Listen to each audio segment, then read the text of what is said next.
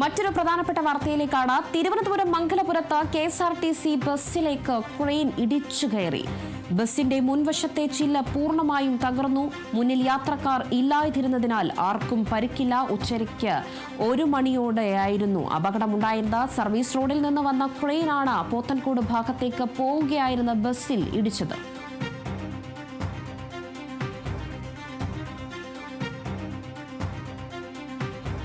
തിരുവനന്തപുരത്ത് നിന്നൊരു വാഹന അപകടമാണ് ഇപ്പോൾ പുറത്തു വന്നിരിക്കുന്നത്. തിരുവനന്തപുരം മംഗലപുരത്താണ് KSRTC ബസ്സിലേക്ക് ക്രെയിൻ ഇടിച്ച് കയറിയത്. ബസിന്റെ മുൻവശത്തെ ചില്ല പൂർണ്ണമായും ഈ അപകടത്തിൽ തകർന്നിട്ടുണ്ട്.